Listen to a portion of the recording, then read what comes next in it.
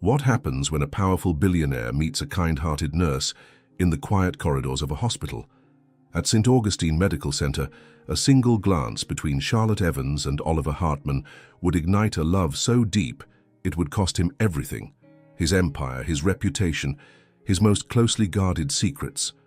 She saw right through his walls. He found his soul in her eyes. But what happened that night? No one there could have ever imagined. If this story touches you, please give it a like, subscribe to the channel, and tell us in the comments, where are you listening to this from? Your support is what keeps this channel alive. Tentar novamente. The silence of St. Augustine Medical Center in Boston carried the weight of lives suspended between hope and farewell. It was a gray Thursday in October when Charlotte Evans adjusted her stethoscope around her neck and walked through the pediatric ward corridors, her gentle footsteps echoing against the polished floor. She had that rare gift, transforming cold environments into refuges of human warmth just with her presence. On the other side of the hospital, Oliver Hartman walked through those same corridors with a discreet entourage. A billionaire mogul at 34, he visited the hospital not for performative charity, but out of a silent need to find something real amid the artificial world he'd built around himself. Impeccable suit, upright posture, eyes that seemed to calculate every movement, but inside a restlessness he couldn't even name. It was in room 314 that their worlds collided. Charlotte was kneeling beside Ethan's bed, a 6-year-old boy with leukemia, his blonde hair almost gone, but his eyes sparkling with curiosity. "Did you know that dinosaurs were also afraid of needles?" she whispered, gently running her hand over the boy's forehead. "Really?" Ethan laughed softly, momentarily forgetting his pain. "Really? The T-Rex was the worst of all. When he saw a syringe, he'd run screaming through the forest." Oliver stopped at the doorway, invisible to both of them. Something in his rigid posture softened. He watched how Charlotte held Ethan's small hand while the nurse administered the medication, how her touch seemed to absorb the boy's pain and transform it into courage. There were no cameras, no audience, just pure humanity. "All done, champ," Charlotte smiled. "You were braver than any dinosaur." When she turned to leave, her eyes met Oliver's. Time stopped. It wasn't physical attraction, it was recognition. As if their souls knew each other from somewhere memory couldn't reach. "Sorry," she said softly. "I didn't know someone was here." Oliver should have responded formally, introduced himself with titles and positions. Instead, he heard himself saying, "You have a special gift with children." Charlotte tilted her head, studying him. There was something in his eyes, a vulnerability he tried to hide behind authority. They just need to be truly seen. It's not hard when you care. And you care. "Always." She paused. "Are you visiting someone?" "Actually, I'm getting to know the hospital. My foundation makes donations here." "Ah." A small smile curved her lips. "So you're one of those billionaires who shows up once a year, takes photos for the magazine, and disappears?" Her frankness surprised him. Most people treated him with rehearsed reverence. "Not exactly," he replied, and for the first time in years, smiled genuinely, though I understand the skepticism. "It's not skepticism," Charlotte said, walking toward the door. "It's just that usually you guys are more interested in the tax deduction than the people." She passed by him, and Oliver caught the subtle scent of lavender mixed with something indefinable. Maybe kindness, if kindness had a smell. "What if I told you I'm not like most people?" Charlotte stopped at the door and turned around. For a moment they stared at each other in silence. There was an electric current in the air, a mutual curiosity neither could name. "Then I'd say," she spoke slowly, "that you're going to have to prove it." Oliver watched her disappear down the corridor, feeling something awaken in his chest. Something he'd buried long ago under financial reports and board meetings. For the first time in years, he wanted to prove something to someone. Not to impress, but to be seen. He returned to room 314, where Ethan was playing with a plastic dinosaur. "Hey, champ," Oliver said softly. "Can I ask you something?" Ethan looked at him curiously. "Sure." "Charlotte, is she always like this? So cool?" Ethan finished. "Always. She tells the best stories, and she never lies to us about bad stuff. She tells the truth, but in a way that doesn't hurt so much. Oliver nodded slowly. Truth without cruelty. When was the last time someone had spoken to him like that? Do you like her? Ethan asked with the brutal honesty of children. Oliver smiled. I barely know her. But you want to know her, right? I can see it in your eyes. It's the same look I have when I really want something. The wisdom of a 6-year-old hit him like lightning. Oliver said goodbye to Ethan and walked through the corridors looking for Charlotte. He found her at the nurse's station, organizing medical charts with the same gentleness she used to comfort patients. Charlotte? She looked up, and again that electric current. My name is Oliver, he said. Oliver Hartman. And I'd really like to prove that I'm not like most people. Would you have dinner with me? Just the two of us. No cameras, no magazine, just conversation. Charlotte studied him for a long moment. She saw the sincerity in his eyes, but also the loneliness. Why me? Because, Oliver hesitated, searching for words to describe something he couldn't define. Because when you look at me, you don't see a name in Forbes magazine. You see me. And in that moment, in the middle of a hospital full of life and death, began a story that would change them both forever. The Jardin secret restaurant was hidden among hydrangea bushes in Back Bay, a place few knew about, and even fewer could get reservations for. Oliver had chosen it deliberately, not for its exclusivity but for its intimacy. Soft candlelight danced over rustic wooden tables, and a string quartet played Debussy in the background, creating an atmosphere that whispered secrets instead of shouting them. Charlotte arrived 5 minutes late, wearing a simple navy blue dress that brought out her honey-colored eyes. She stopped at the entrance, clearly out of her comfort zone, but determined. Oliver stood up from the table, feeling his heart race in a way that financial spreadsheets had never managed to provoke. "You came," he said, and there was genuine surprise in his voice. "Did you doubt I would?" Charlotte smiled, accepting the chair he pulled out for her. "I thought you might have changed your mind. Pediatric nurses probably don't have dinner with strangers very often. Billionaires probably don't invite nurses to secret restaurants either." She looked around, admiring the details. "How did you find this place?" Oliver hesitated. The truth was that he'd asked his assistant to research the most intimate and least photographed restaurant in Boston. Instead, he said, "Sometimes I need to escape from the world. And does the world include people like me?" "No," he replied immediately, surprising himself with how quickly he answered. "The world is board meetings, dinners with people who talk about money like it's poetry, events where everyone smiles but no one really connects. You're different." The waiter brought sparkling water and took their orders. Charlotte chose grilled salmon. Oliver, without even looking at the menu, ordered the same thing. She noticed. "You don't even know what it is, do you?" "What?" "The dish. You didn't even read it." Oliver laughed, a sound that seemed rusty from lack of use. "You caught me. I was more interested in watching how you hold the menu." "What do you mean?" "You read each description like it's a little story. Your eyes light up when you find something that sparks your curiosity, and you bite your lower lip when you're deciding." Charlotte unconsciously touched her lip. "You're very observant, only about things that interest me." A comfortable silence settled between them. Charlotte twirled her water glass between her hands, and Oliver found himself mesmerized by the movement, so simple but full of unconscious grace. "Can I ask you something?" she said finally. "Anything. Why were you really at the hospital today? And don't tell me it was just a routine foundation visit." Oliver set down his fork, impressed by her perception.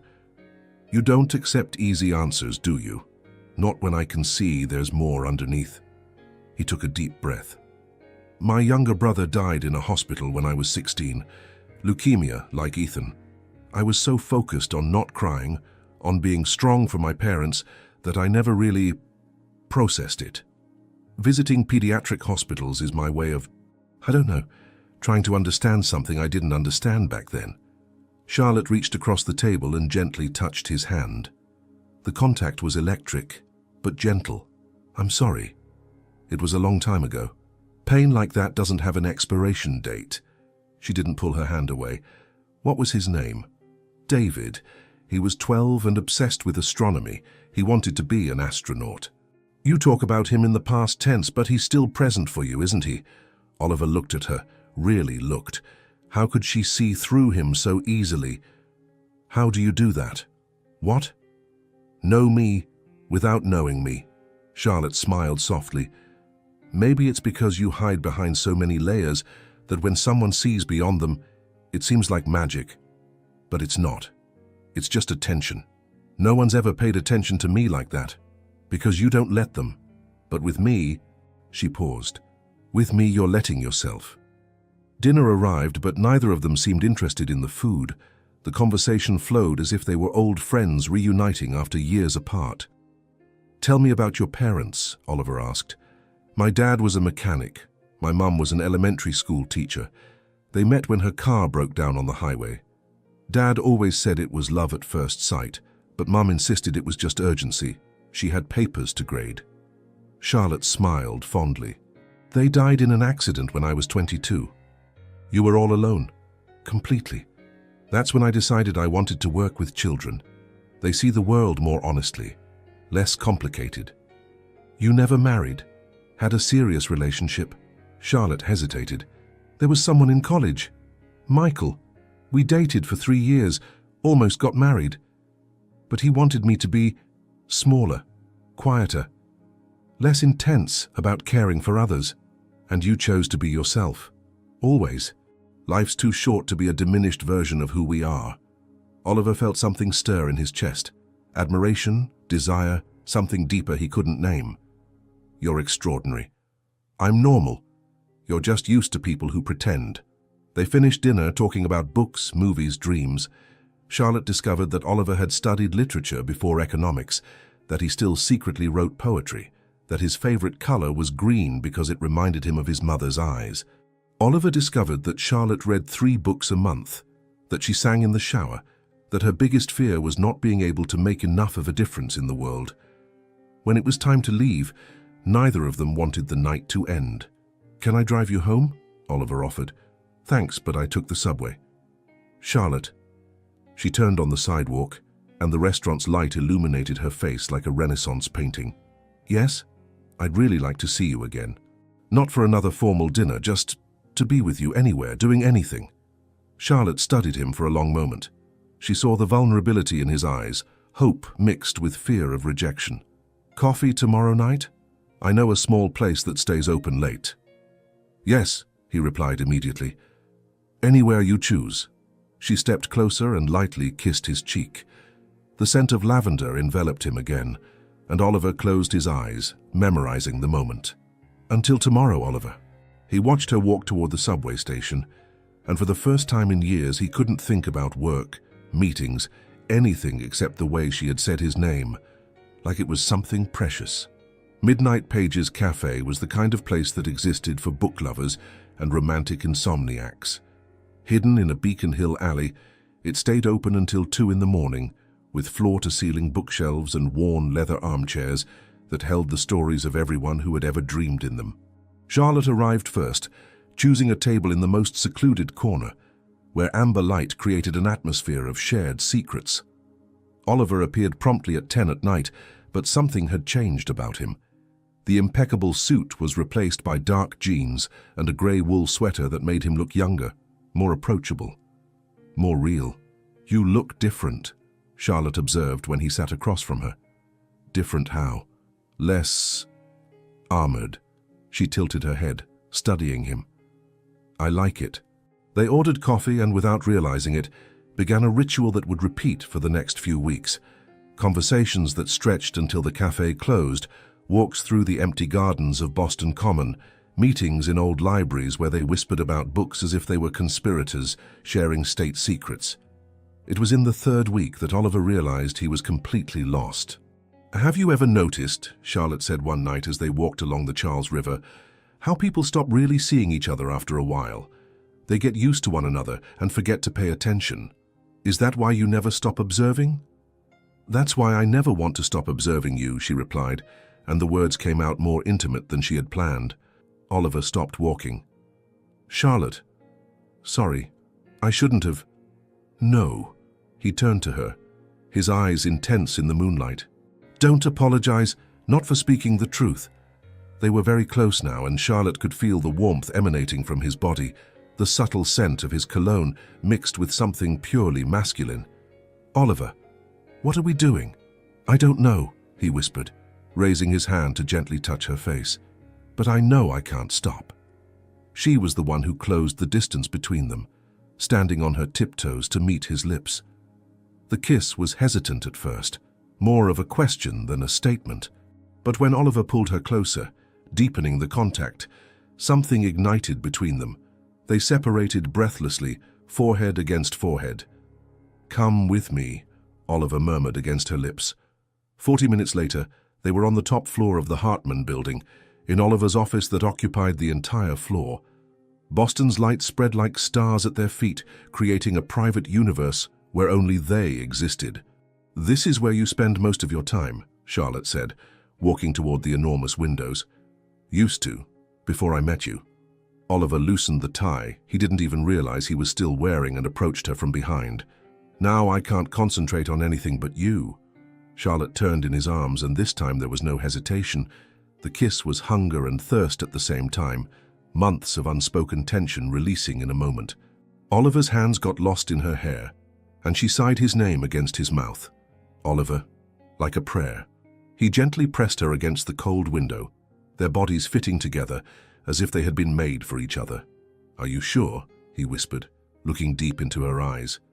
"I've been sure since that first day at the hospital," she replied, pulling him into another kiss. What happened next was more than desire. It was devotion. Oliver carried her to the leather sofa in his office, the city lights being the only witnesses to their mutual surrender. He unbuttoned her blouse with trembling fingers, kissing every inch of revealed skin as if it were sacred. "You're beautiful," he murmured against her collarbone, and Charlotte arched under his touch. When the last pieces of clothing were removed, they stared at each other for a long moment, vulnerable and exposed, but unafraid. Oliver traced the outline of her face with reverent fingers. "I love you," he said, the words escaping before he could censor them. "I love you too," she replied without hesitation, pulling him into a kiss that sealed the confession. They moved together in a slow, intense dance, bodies learning and recognizing each other. Oliver was gentle but passionate, his hands exploring every curve while whispering words of adoration in her ear. Charlotte surrendered completely, nails gently scratching his back as he moved inside her, with a reverence that made her feel like she was the only woman in the world. They made love as if they had all the time in the universe, alternating between moments of desperate urgency and infinitely tender caresses. When Charlotte cried out his name at climax, Oliver followed her, burying his face in her neck and whispering promises he wasn't even sure he could keep. Afterward, they remained intertwined on the sofa, Charlotte nestled against his chest, listening to the heartbeat she now knew as her own. "What do we do now?" she asked, tracing lazy circles on his skin. "Now," Oliver said, kissing the top of her head, "we figure out how to make this work. Because I can't lose you, Charlotte. Not after this." She lifted herself to look at him, seeing the raw vulnerability in his eyes. "You won't lose me. But Oliver, your world and mine." "There is no world of mine without you in it," he interrupted, pulling her into another kiss. "We'll figure it out together." In the following weeks, they became masters of discretion. Meetings in hidden places, messages in code, late-night phone calls when the longing became too much. Oliver would cancel meetings to have lunch with her at small bistros where no one knew them. Charlotte would switch shifts to meet him at his office after everyone had left. It was a love made of stolen hours and furtive moments, but it was more real than anything either of them had ever experienced. "Sometimes," Charlotte said one night, lying in his arms after another passionate night in his office, "I wonder if we're living in a bubble that's going to burst." Oliver tightened his arms around her. "Then we live intensely while it lasts." But both knew that bubbles, no matter how beautiful, eventually burst. And when theirs finally did, the fall would be devastating. For now, though, they had this pure, true, and secret love, blooming in the shadows of two worlds that might never be able to fully meet. Charlotte noticed it first in the morning, when the smell of coffee that always awakened her with pleasure now triggered a wave of nausea that sent her running to the bathroom. She braced her hands on the cold sink, breathing deeply, trying to rationalize. Work stress, maybe. A virus. Anything but the possibility that was beginning to take shape in her mind. But the signs were accumulating, like evidence she could no longer ignore. The breast tenderness she'd attributed to her menstrual cycle, the fatigue that came in inexplicable waves, the period that should have arrived a week ago, and especially the way her body seemed different, more sensitive, more aware of itself, as if it were keeping a secret only she could discover. On Tuesday, during her break at the hospital, Charlotte found herself at the corner pharmacy, staring at the pregnancy test shelf as if they were alien artifacts. Her hands were shaking when she finally chose one, paying with her face burning from a mixture of anticipation and terror. "Are you all right, dear?" asked the elderly pharmacist, noticing her paleness. "I'm fine, thank you," Charlotte murmured, hiding the small box in her purse as if it were contraband. Back at her apartment, she held the box for long minutes before opening it. There was something definitive about that moment. Before the test, there were still possibilities, doubts, denials. After, there would only be truth. In the tiny bathroom of her apartment, with hands still trembling, Charlotte followed the instructions with the precision of someone accustomed to medical procedures. 3 minutes. Just 3 minutes to find out if her entire life had changed. She couldn't wait in the bathroom. She paced around the living room, organized magazines that were already organized, washed dishes that were already clean. When she finally returned, 2 pink lines stared back at her from the counter like a verdict. Pregnant. Charlotte slid down the wall until she was sitting on the cold bathroom floor, the test still in her hands. For a moment, an involuntary smile curved her lips. There was life growing inside her, a small combination of her and Oliver. But the smile quickly faded when reality imposed itself. How was she going to tell him? How were they going to handle this? Their relationship was already complicated enough, existing on the margins of the 2 worlds they inhabited. A baby would make everything infinitely more complex. That night, Oliver arrived at her apartment with white roses and the smile he reserved only for her. "How was your day, my love?" Charlotte was making tea with her back to him, trying to gather courage. "It was interesting." Something in her tone made him approach. "Interesting how?" She turned around and Oliver immediately noticed something different in her eyes, a mixture of joy and fear that made him stop in the middle of the kitchen. "What happened?" Charlotte took a deep breath, words forming and dissolving in her throat. "Oliver, have you ever thought about having children? With you?" The answer came immediately, surprising them both. Constantly. Charlotte's heart raced. "Even knowing how complicated our situation is?" "Charlotte, what's happening?" Oliver approached, taking her hands in his. "You're scaring me." She looked at their intertwined hands, gathering courage. "I'm pregnant." The silence that followed seemed to last hours. Oliver remained completely still, processing the words.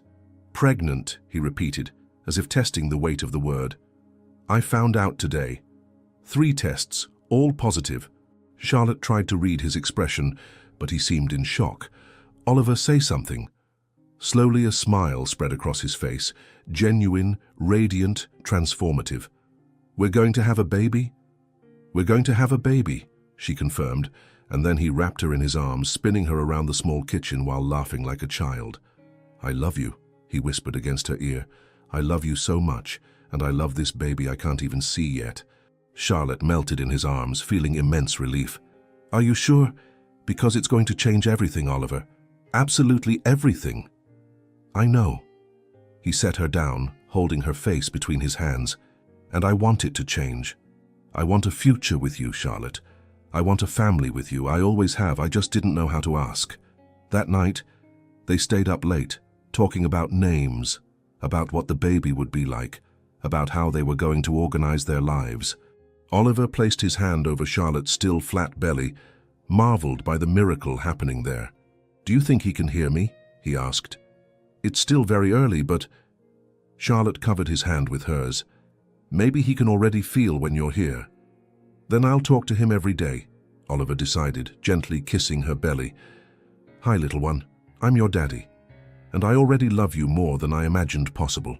But in the following weeks, reality began to impose itself with growing force. Charlotte suffered from morning sickness that left her exhausted, and hiding it at work became increasingly difficult.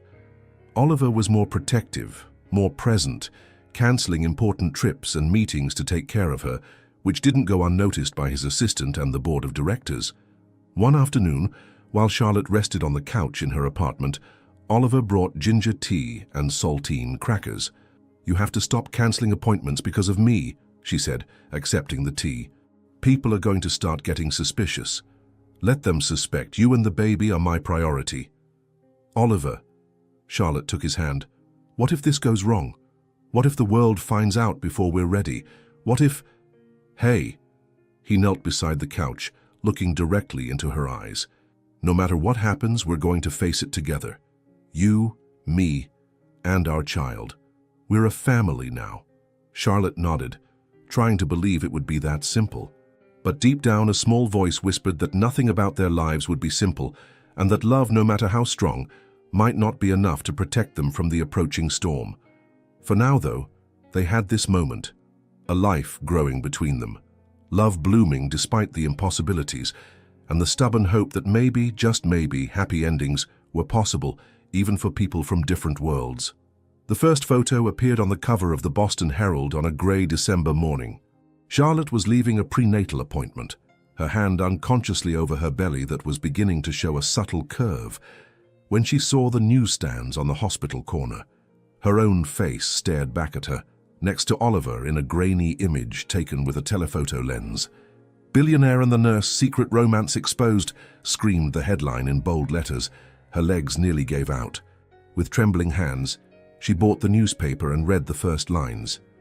"Oliver Hartman, CEO of Hartman Industries and one of Boston's richest men, has been maintaining a secret relationship with Charlotte Evans, a 28-year-old pediatric nurse. Sources close to the situation reveal that the couple has been meeting secretly for months." The phone rang. "Oliver." "Charlotte, did you see it?" "I'm looking at it now," she whispered, her voice almost disappearing. "How did they find out?" "I don't know, my lawyers are already investigating, but—" There was desperation in his voice. "Where are you? I'm coming to get you." "No!" The word came out harsher than she intended. "Oliver, that'll make everything worse. If they see us together now—" But it was already too late. In the next few hours, the story spread like wildfire. Gossip websites, television shows, social media. Everyone was speculating about the unlikely romance between the mogul and the simple nurse. The photos multiplied. Them entering the restaurant, walking through the park, her leaving his building at dawn. At the hospital, Charlotte felt the looks change instantly. Colleagues who used to greet her warmly now whispered in corners, stopping their conversations when she approached. The nursing supervisor called her into her office that first morning. "Charlotte, I need to talk to you about this situation." "What situation?" Charlotte tried to keep her voice steady. "Don't play dumb. The hospital has received dozens of calls from journalists this morning. This is affecting our work environment. My personal life doesn't interfere with my professional work. When your personal life appears on newspaper covers, it stops being just personal." The supervisor sighed. "I'm going to have to suspend you temporarily until this gets resolved." Charlotte felt the world collapse. "You can't do this. I didn't do anything wrong." "It's a preventive measure, for your own good too." Walking through Boston streets toward home, Charlotte felt like she was in a fishbowl exposed for everyone to see. People recognized her, pointed, whispered. Some even took pictures with their phones. Her apartment was surrounded by reporters. She had to use the back entrance to get to her own home. That night, the stories became crueler. "Gold digger or true love?" questioned one website. "How a nurse conquered a billionaire?" speculated another. The comments were worse, calling her a user, a fortune hunter, questioning her intentions and her morals. Oliver appeared at her door at 9 at night, walking past the reporters as if they didn't exist. "You shouldn't have come," Charlotte said, letting him in. "They're destroying you," he said, his voice heavy with guilt. "Charlotte, I'm so sorry. I never imagined that—" "What?" "That dating a billionaire would have consequences." There was bitterness in her voice she couldn't hide. "Oliver, I was suspended from work. My job. The most important thing in my life besides you. My lawyers are working on it. We're going to sue for invasion of privacy, for defamation, And how long will that take? Weeks? Months? Charlotte stepped away from him, hugging her own arms. They're painting a picture of me that isn't true, and there's nothing I can do about it. The phone rang. She answered against her instincts. Charlotte Evans? An unfamiliar female voice. Who is this? I'm Rebecca Martinez from Channel 5 News. We'd like to give you the opportunity to tell your side of the story. The public deserves to know. Charlotte hung up, but the phone immediately rang again and again. She finally unplugged it. They're not going to stop, she said to Oliver. They're never going to stop. They will. These things pass. They always pass. For you, maybe. You have money, power, an entire public relations team. What do I have? A rented apartment and a job I just lost. Oliver approached, trying to touch her, but she backed away. Charlotte, don't let them tear us apart. They're not tearing us apart, Oliver. They're just showing how different our worlds are. She took a deep breath, her hand unconsciously on her belly. And now there's a baby in the middle of all this. Our baby will grow up loved and protected. I'll make sure of that. How? The question came out as a challenge. By hiring bodyguards? Changing schools with every scandal? Growing up knowing his mother is seen as a gold digger? Oliver fell silent because he had no answer for that.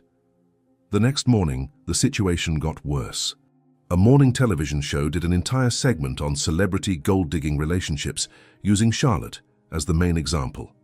They brought in experts to analyze the behavioral pattern of women who target wealthy men. Charlotte watched in shock, seeing her life dissected by people who had never met her. She clearly positioned herself strategically, said a relationship expert. Working at a hospital that receives donations from his foundation, too much of a coincidence to be chance. That's when Oliver made the decision that would change everything. His public relations team had prepared a statement denying the relationship, painting Charlotte as an obsessed fan who had misinterpreted professional meetings. The text was ready, the press conference scheduled. It's the only way to protect you, he told Charlotte over the phone. If I deny everything, the press loses interest. You go back to your life. What about the baby? Long silence. We can say it's not mine. The words hit Charlotte like a punch to the stomach. You would deny your own child? To protect them? To protect both of you? Yes. Then you really don't know me, she said, her voice broken, because I could never live with that lie. And that's how Charlotte Evans realized that the man she loved was willing to deny her existence and their child's to save his own reputation. Charlotte closed the apartment door and leaned against it, listening to Oliver's footsteps fade down the hallway. The silence that followed was deafening, louder than all the reporters' shouts outside, heavier than all the headlines destroying her reputation. Her hands trembled when she picked up the phone and dialed her best friend, Sarah, who lived in Portland. Char, I saw the news. I need to get out of Boston, Charlotte interrupted, her voice breaking. Today. Now. What happened? I thought you two were going to face this together. Charlotte closed her eyes, still hearing the echo of Oliver's words. We can say it's not mine. He chose his empire. And I can't raise my child on a lie. 3 days later, Charlotte was in a tiny apartment on the other side of the city in the Dorchester neighborhood. It was what she could afford with her savings. A simple place, far from the curious stares of Beacon Hill, far from the reporters, far from the life she had built.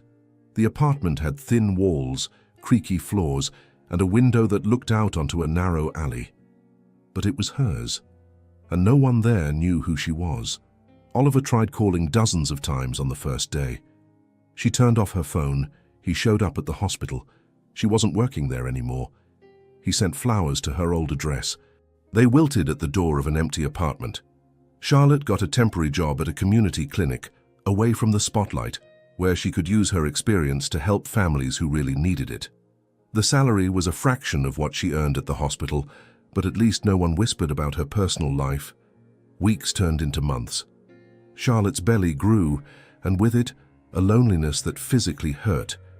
She talked to the baby during the long, silent nights. Your father is a good man, she would whisper, her hand over the increasingly pronounced curve. He just got lost. Sometimes people get lost when they have too much to lose. One night at the end of her 5th month of pregnancy, Charlotte was on the couch watching an old movie when she felt the first movement. A gentle flutter like butterflies dancing in her womb. She stayed completely still, waiting for it to happen again. And it did. A small ripple, definitive and real. "Hi, my love," she whispered, placing both hands on her belly. "You're really there, aren't you?" The baby responded with another movement, stronger this time, as if saying, "I'm here, Mummy." Charlotte began to cry, tears of joy mixed with deep sadness. "You miss him already, don't you?" she asked her belly. "I miss him too, every day." It was at that moment that someone knocked on the door. Charlotte froze. Very few people knew where she lived. Sarah in Portland, the clinic supervisor, and... "Charlotte, I know you're in there," Oliver's voice through the thin door. "Please, just give me 5 minutes." She remained silent, heart pounding. "I saw you leaving the clinic today. You look beautiful," his voice continued, softer now. "Your belly and our baby is growing." Charlotte approached the door but didn't open it. "It's been 4 months, Charlotte. 4 months that I haven't slept properly, that I can't concentrate on anything. The company almost went bankrupt twice because I can't stop thinking about you." "Then you shouldn't have denied our existence," she finally replied through the door. "I know. It was the worst decision of my life. I was scared, Charlotte. Scared of losing you, of losing the baby, scared that you'd become targets because of me. And now I know I've already lost you both, and it's worse than anything I imagined could happen." Charlotte pressed her forehead against the door. "Oliver, open the door, please. Let me see you. Let me see our child." With a trembling hand, Charlotte unlocked the door. Oliver looked different, thinner, tired eyes, disheveled hair. He looked at her as if he were seeing a miracle. "You're huge," he said. And it was so natural, so affectionate that Charlotte almost smiled. 5.5 months, she said, her hand instinctively on her belly. "Can I?" He pointed to her belly, hesitant. Charlotte nodded. Oliver knelt in front of her, placing his large hands on her belly with a reverence that broke her heart. The exact moment he touched, the baby kicked hard. Oliver's eyes widened. "He recognizes me," he whispered, looking up with tears in his eyes. "Or she," Charlotte corrected. "Or she." Oliver smiled, the first genuine expression of joy on his face in months. "She's strong, just like her mother," Charlotte said softly. Oliver stood up, and they stood face to face in the entrance of the tiny apartment. "Charlotte, I made the biggest mistake of my life. I chose wrong. I chose everything wrong. And now? What's changed? I don't care anymore. About the company, about what people will say, about anything. I only care about you two." He hesitated. "If there's still a chance." Any chance. Charlotte studied him for a long moment. She saw the sincerity in his eyes, but also the pain of the past months. "Oliver, you hurt me. Not just disappointed me, you hurt me in a way I didn't know was possible." "I know. And it's not just about me. It's about our child, about what kind of father he's going to have. Someone who will protect him, or someone who will deny him when things get tough?" "Someone who will protect him," Oliver said immediately. "Someone who will fight for him, for you, against anyone. I learned, Charlotte. The hard way. But I learned." The baby kicked again, stronger, as if trying to give his opinion on the conversation. Charlotte looked at Oliver, seeing the man she loved fighting with the man who had disappointed her. "Come in," she said finally. "But that doesn't mean everything is forgiven. It means that maybe we can talk." When Oliver entered the simple apartment, seeing how Charlotte had rebuilt her life away from him, he realized for the first time the true cost of his choices. And he knew that if she gave him a second chance, he would have to prove he was worthy of her. The emergency board meeting of Hartman Industries was scheduled for 8 in the morning on a cold Monday in March. Oliver entered the conference room on the top floor, where 12 men and women in impeccable suits awaited him with grave expressions. On the table, spread out like evidence of a crime, were newspapers and website printouts with headlines about his scandalous relationship. "Oliver, sit down," said Margaret Whitfield, the board chairwoman, her voice cutting like ice. "We need to resolve this situation immediately." "What situation?"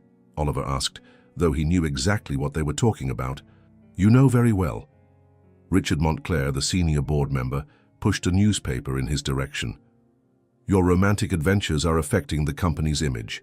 Stock prices have dropped 12% in the last 2 weeks. Oliver looked at the headline, Billionaire Abandons Pregnant Nurse. Beside it, a photo of Charlotte leaving the clinic, clearly pregnant, with an expression of exhaustion that broke his heart. That's not true, he said quietly. Truth or lie is irrelevant, Margaret cut him off. What matters is public perception. And the perception is that you got a hospital employee pregnant and abandoned her. She's not a hospital employee. She's the woman I love. A heavy silence fell over the room. Robert Chen, the youngest board member, cleared his throat.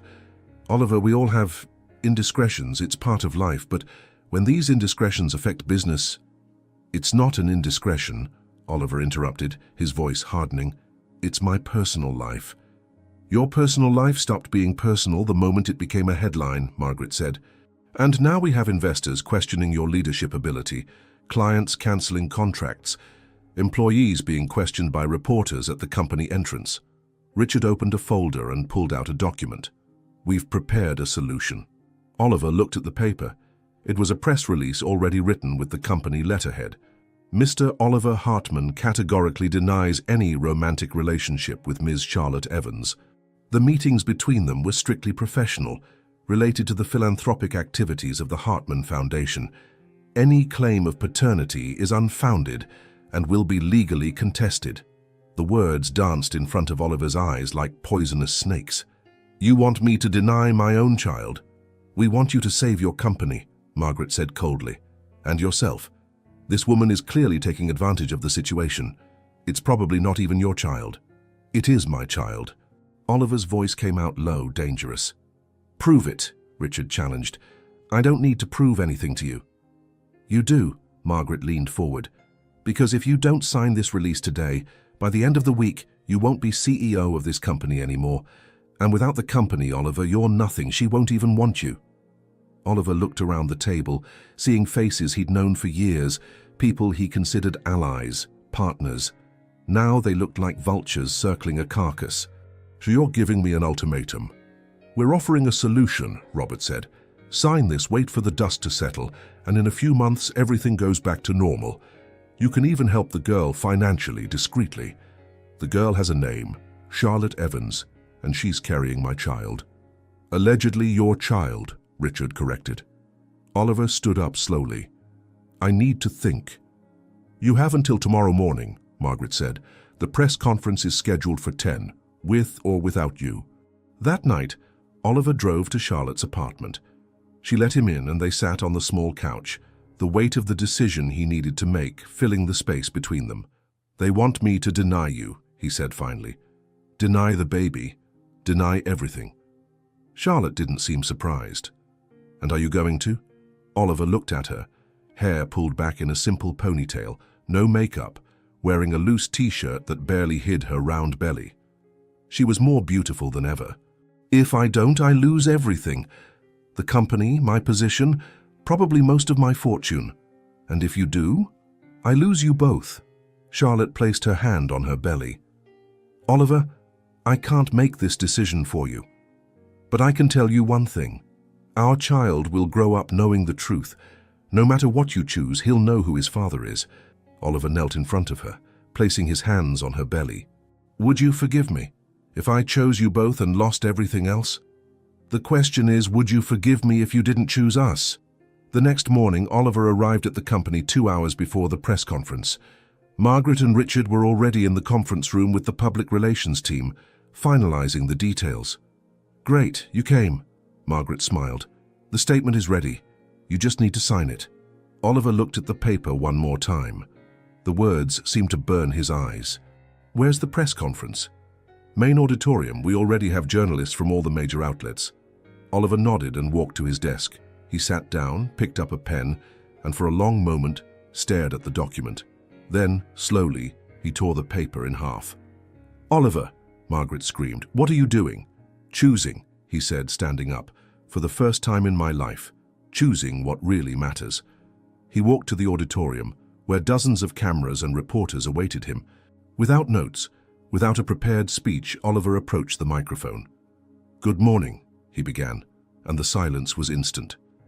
"My name is Oliver Hartman, and I'm here to talk about the woman I love." At the back of the room, Margaret and Richard watched in horror. "Her name is Charlotte Evans. She's not a scandal, not an opportunist, not a gold digger. She's the most honest person I've ever met, a dedicated nurse who has spent her life caring for sick children, and the person who reminded me what really matters in life." Cameras clicked frantically. "We're expecting a child together, our first child. And yes, I love her. I love her more than this company, more than my fortune, more than my reputation." The murmur in the room grew. "Therefore, effective immediately, I am resigning from my position as CEO of Hartman Industries." The auditorium exploded. Reporters shouted questions, cameras flashed. Margaret had to lean against the wall for support. "Because some things," Oliver continued when the noise died down, "are more important than power. And the love I feel for Charlotte and our child is one of those things." When he left the auditorium, ignoring the shouted questions from reporters, Oliver felt something he hadn't experienced in years. Peace. He had lost an empire, but he had finally chosen what really mattered. The first 24 hours after the press conference were a hurricane. Oliver's phone rang incessantly. Journalists, furious investors, shocked friends, and Margaret Whitfield leaving increasingly hysterical voicemails about fixing this disaster. He turned off the device and threw it in a drawer. Charlotte watched the live press conference from the waiting room of the clinic, where she was waiting for her routine prenatal appointment. When Oliver said, "The person who reminded me what really matters in life," she put her hand to her heart, feeling it race. When he resigned from his position, tears came without warning. "Are you okay, dear?" asked the receptionist, concerned. "I am," Charlotte whispered, still looking at the screen. "I think everything is finally okay." That night, Oliver appeared at her apartment door with a bag of Chinese food and eyes red from exhaustion. "I saw the press conference," Charlotte said, letting him in. "And?" "And you're an idiot," she said, but she was smiling. "A brave and completely crazy idiot." Oliver set the food on the small table and turned to her. "Charlotte, you lost everything for us. I didn't lose everything. I gained everything." He approached, placing his hands on her face. "I got you back. I got the chance to be the father our child deserves. I got my soul back." They kissed right there in the tiny apartment, while outside the world continued spinning without caring about fallen tycoons. But the consequences came quickly and were brutal. The next morning, Oliver received a call from his personal accountant. "Oliver, we need to talk. Urgent." In David Kaufman's office, numbers spread across the table like open wounds. "The board is freezing your assets," David explained, nervously adjusting his glasses. "They claim you violated conduct clauses in your CEO contract. Your accounts are blocked until they resolve the legal situation." "And how long will that take?" "Months, maybe years if they really want to fight." Oliver looked out the window, seeing the city he had conquered and that now rejected him. "How much is left?" "In personal accounts they can't touch? About 200,000. Roughly what a mid-level executive makes in a year." Oliver almost laughed at the irony. "From billionaire to middle class in 48 hours. "And the house?" "It's in the company's name. You'll have to move out." That afternoon, Oliver returned to Charlotte's apartment with a single suitcase and the humility of someone who had lost everything except what really mattered. "They took everything from me," he told her, sitting on the living room floor because the couch only fit 1.5 people. "Not everything," Charlotte said, sitting beside him and taking his hand. "You still have us. Charlotte, do you understand what this means? I can't give you the life you deserve. I can't give our child the security that—" "Oliver," her voice was firm, "do you think I fell in love with your money, with your position? No, but I fell in love with the man who talked to Ethan about dinosaurs afraid of needles, the man who watched how I held my water glass on our first dinner, the man who secretly wrote poetry." She pressed his hand against her belly. "This baby doesn't need an empire, he needs a father." In the following weeks, Oliver discovered a version of himself he didn't know. He looked for a job, something he hadn't done since his early 20s. It was humiliating. Executives who used to bow to him now barely returned his calls. "Mr. Hartman," said a headhunter in a particularly embarrassing interview, "your resume is impressive, but given recent circumstances, clients are concerned about your emotional stability." "My emotional stability has never been better," Oliver replied, and realized it was true. Finally, he got a position at a small consulting firm, earning less in a month than he used to spend on wine in a week. But when he came home and found Charlotte cooking on the tiny stove, humming to her growing belly, he felt richer than he had ever been. "How was your day?" she would ask, like millions of wives asked millions of husbands around the world. "Long, but it ended with me getting here," he would reply, kissing her neck while she stirred the sauce. One night, while assembling a used crib that Oliver had bought at a thrift store, Charlotte stopped in the middle of the activity. "Do you regret it?" "What?" "Giving up everything." Oliver put down the screwdriver and looked around the small apartment. The walls were thin, the heating weak, the view was of an alley. 6 months ago, he would have considered this place uninhabitable. "You want to know what I had before?" he asked. "A house with 12 bedrooms where I slept alone, an office on the top floor where I worked until 2 in the morning because I had no reason to go home. Enough money to buy anything except what I really wanted." "And what did you really want?" "This." He pointed to the half-assembled crib, to Charlotte with messy hair and hands on her belly, to the simple and imperfect life they had built. A family, a home, someone to come back to. Charlotte approached and kissed him softly. "Even when the baby is born, and we don't sleep for months. Even when we have to count pennies to pay the bills. Especially then," Oliver smiled, "because I'll finally know what money is for. To take care of the people we love." Outside, Boston continued its frenzied dance of ambition and power. Inside the small apartment in Dorchester, a former billionaire and a nurse were building something no money in the world could buy: true love and the promise of a family. And for the first time in his life, Oliver Hartman was genuinely happy. The farm in Colorado Valley appeared on an obscure rural property website at affordable prices, advertised as "Farmhouse on 15-acre property needs repairs." The photos showed a faded wooden house with a porch that extended across the entire front, surrounded by fields that had once been cultivated and now grew wild. "It's perfect," Charlotte said, running her hand over her 8-month belly while looking at the images on the borrowed laptop. "It needs a lot of work," Oliver observed, but there was something in his voice and an excitement he hadn't felt in months. "We have time and hands." She took his hand, now calloused from work at the consulting firm. "Imagine our child running through those fields, playing in the creek." A week later, they were driving a used pickup truck along Colorado's winding roads, everything they owned packed in the truck bed. Charlotte complained about Braxton Hicks' contractions, and Oliver stopped every hour for her to stretch her legs and breathe the pure mountain air. The house was worse than the photos suggested, but also better. Worse because the roof leaked, the plumbing made strange noises, and the electricity worked intermittently. Better because it had soul. Wood that told stories in every groove, windows that framed views of snow-covered mountains, and a large kitchen with an oak table that seemed to have fed generations of families. "This is it," Charlotte said, standing on the porch looking at the golden fields that stretched as far as the eye could see. "Are you sure? We can still go back to Boston, find a better apartment." "Oliver." She turned to him, and there was absolute determination in her eyes. "This is where our child is going to be born." And he was. Matthew James Hartman came into the world on a snowy December morning, 3 weeks early, at the hospital in Gunnison, the nearest town.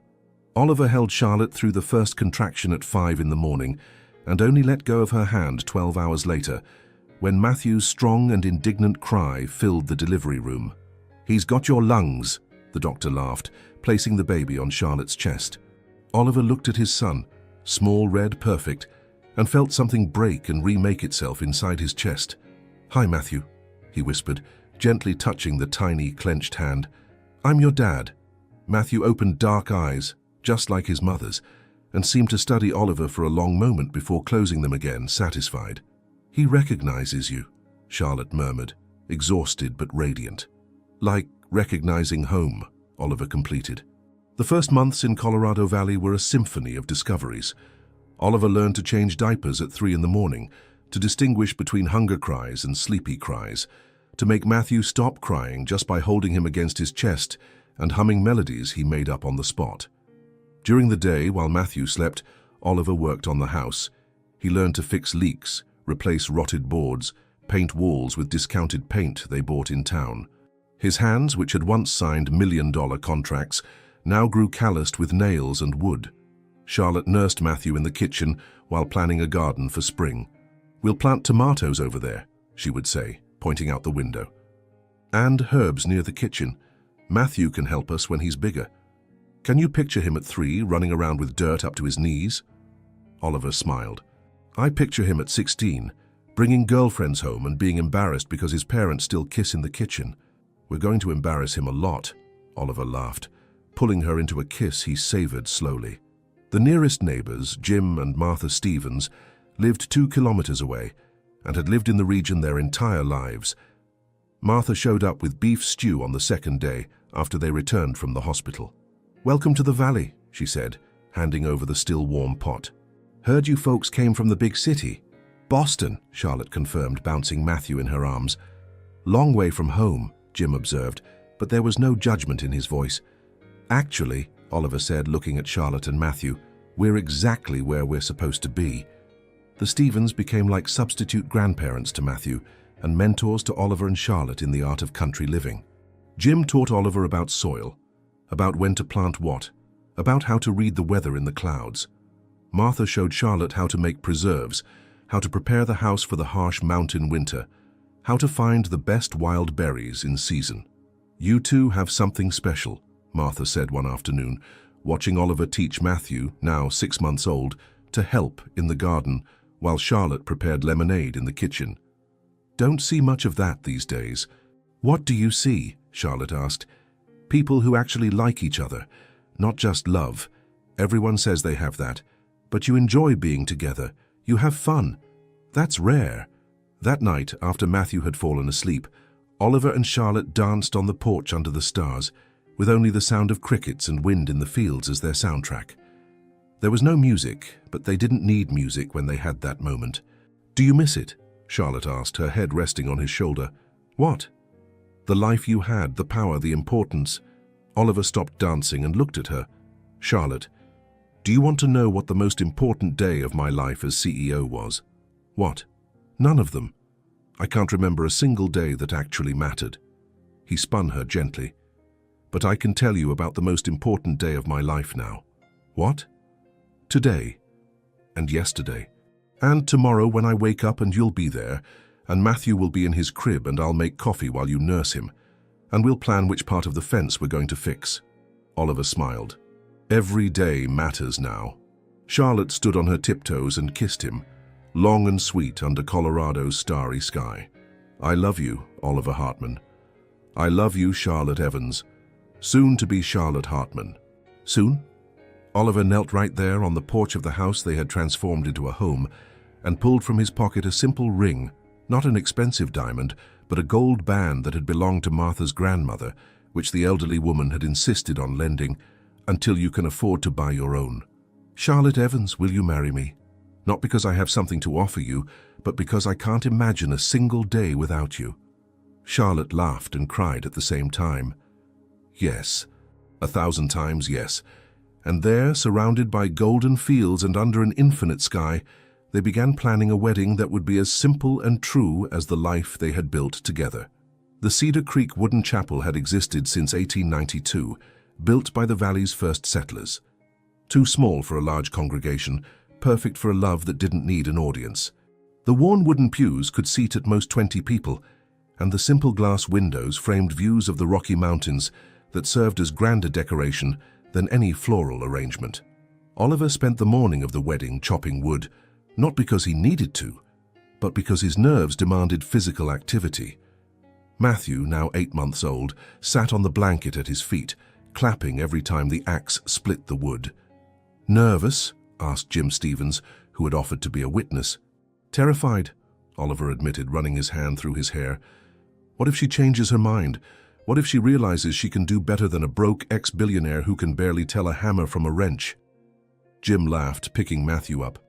"Son, That woman chose you when you had everything. She chose you when you lost everything. Why the hell would she change her mind today? On the other side of the valley, at the Stevens house, Charlotte was having her own moment of panic while Martha helped with the dress. A simple white cotton model they'd found at a thrift shop in Gunnison. "What if I don't know how to be a real wife?" Charlotte asked, looking at herself in the antique mirror in the guest room. "What if—" "Honey," Martha interrupted, adjusting the simple veil, made from lace from the chapel's own curtain. "You two are already married in everything that matters. Today is just to let God and the government know officially." The wedding was scheduled for 4 in the afternoon, when October's golden light would create the perfect atmosphere. The guests were few but meaningful. Jim and Martha Stevens, Pastor John Mackenzie, Sarah, who had driven 16 hours from Portland to be there, Dr. Harrison, the doctor who brought Matthew into the world, and his wife, Ellen. Oliver arrived first, wearing the only suit he owned now, a simple navy blue one he'd bought on clearance. His hands trembled as he adjusted his tie for the 10th time. "You doing all right, son?" asked Pastor Mackenzie, a 60-year-old man with kind eyes and a graying beard. "I've been waiting for this moment since I first saw her," Oliver said. "I just didn't expect it to be so intense." Matthew was in Sarah's arms, wearing a light blue romper that Charlotte had hand-sewn, with a small bow that Martha had insisted on adding. At exactly 4 o'clock, the chapel doors opened. Charlotte appeared like a ray of sunshine, the simple dress enhancing her natural beauty, the veil dancing in the gentle afternoon breeze. She had no father to walk her down the aisle, so she walked alone down the short corridor, carrying a bouquet of wildflowers she had picked that morning. Oliver felt his knees weaken. She was radiant, incandescent, perfect. When Charlotte reached the altar, Oliver extended his hand, and she took it as if it were the most natural thing in the world. "Hi," she whispered. "Hi," he replied, smiling like a lovesick teenager. "Dearly beloved," Pastor Mackenzie began, but his voice seemed to come from far away. Oliver and Charlotte were lost in each other's eyes, the rest of the world blurred at the edges. When it came time for vows, Oliver took a folded paper from his pocket, but then put it back. "Charlotte," he began, his voice slightly hoarse with emotion. "I wrote a speech. 3 pages about how you saved me, about how you taught me what true love is, about how our son is the most beautiful miracle I could imagine." Charlotte smiled, tears already shining in her eyes. "But the truth is simpler than that." Oliver took both her hands. "I promise to wake up every day and choose you. When you're sick, when you're angry, when our teenage son hates us, when we're old and cranky, I promise to work hard to deserve you every day of my life, and I promise to never, ever forget how lucky I am to have found you." Charlotte took a deep breath, trying to control the tears that threatened to smear what little makeup she wore. "Oliver, you asked me once why I chose you. The truth is that you chose me first, at the hospital, when you could have walked right past Ethan's room but stopped to observe. You saw me when I didn't even know I wanted to be seen." Her voice grew stronger, clearer. "I promise to be your partner in everything, in joy and difficulty, on difficult mornings when Matthew won't stop crying, on nights when you're too tired to talk but need to know I'm here. I promise to build a life with you that our children will want to imitate. And I promise to love you not despite who you've become, but exactly because of it." There wasn't a dry eye in the small chapel. "The rings," the pastor requested. They were simple gold bands, bought with money Oliver had saved working overtime at the consulting firm. When they exchanged them, it was as if each was giving not just a ring but a promise that no matter what came, they would face it together. "By the power vested in me by the state of Colorado, I now pronounce you husband and wife. Oliver, you may kiss your bride." The kiss was sweet, promising, and when they separated, Matthew began clapping from Sarah's lap, as if he knew something important had happened. The reception was on the house's porch, with string lights that Oliver had installed that morning, a long table made of boards and sawhorses, and food prepared by all the guests. Martha had made a simple 3-tier cake, Jim had brought his famous roast beef, and Dr. Harrison had insisted on contributing a case of the best wine Gunnison had to offer. When the sun set behind the mountains, painting the sky pink and gold, Oliver and Charlotte danced their first dance as husband and wife on the lawn in front of the house, with Matthew in their arms between them. "How do you feel, Mrs. Hartman?" Oliver asked. "Complete," Charlotte replied. "For the first time in my entire life, completely complete." Later, after the guests had left and Matthew had finally fallen asleep, Oliver and Charlotte sat on the porch, Charlotte nestled between his legs in a rocking chair that Jim had made as a wedding gift. "We did it," Oliver whispered against her hair. "What did we do?" "Everything. A wedding, a family, a home, a life worth living." Charlotte turned to look at him. "Do you regret anything? Losing the company, the money, the old life?" Oliver looked around, at the house they had restored together, at the fields they would start planting in spring, at the bedroom window where their son slept peacefully. "Charlotte, 2 years ago I was one of the richest men in the world, but I was completely empty. Today I have exactly $1,200 in the bank, calluses on my hands, and I'm the richest man who ever lived. Why? Because I have you. I have Matthew, I have this." He gestured to the simple life they had built. "I have a love that's real, a family that's mine, a purpose that goes beyond numbers in a bank account." They rocked in silence for a few minutes, listening to the sounds of the country night. Crickets, wind in the trees, the distant flow of the creek. "Oliver." "I think I'm pregnant again." Oliver stopped rocking completely. "Really?" "I've suspected for a few weeks but wasn't sure. Until this morning when the smell of bacon made me nauseous just like the first time." Oliver turned her in the chair to face him. "Are you sure?" "Not completely, but..." Charlotte smiled. "My body is telling me things I've learned to recognize." Oliver kissed her deeply, then knelt in front of the chair and placed his hand on her still flat belly. "Hi, baby number 2, he whispered. "If you're really in there, welcome to the craziest and happiest family in Colorado." Charlotte laughed, running her fingers through his hair. 2 children, a farm, an ex-billionaire who learned to change diapers and fix leaks. Sounds like the beginning of a joke. Sounds like the beginning of a perfect life. They stayed there until late at night, planning the future, dreaming about the children they would raise in that valley, about the family they would continue building one day at a time. And when they finally went inside to sleep, Oliver took one last look at the view from his porch, golden fields under infinite stars, and knew he had found not only the love of his life, but also his place in the world. Sometimes, he thought, you need to lose everything to discover what really matters, and what really mattered was sleeping beside him, growing in her belly, and breathing softly in the crib in the next room. A family, a home, a love for life. He had achieved everything. And so Oliver discovered that true wealth isn't measured by numbers in a bank account, but by the arms that welcome us at the end of the day, by the laughter of a child who carries our blood, and by the courage to choose love when the whole world asks us to choose power. Sometimes you have to lose an empire to find a home. Sometimes you have to give up everything to discover what really matters, because in the end it's not titles that define who we are, it's who we choose to fight for when everything is on the line. And perhaps deep down, this story also speaks about each of us, about the choices we make when heart and reason come into conflict. If this story touched you, please give it a like, subscribe to the channel, and tell us, where are you listening to this from? Your support is what allows us to continue bringing stories like this.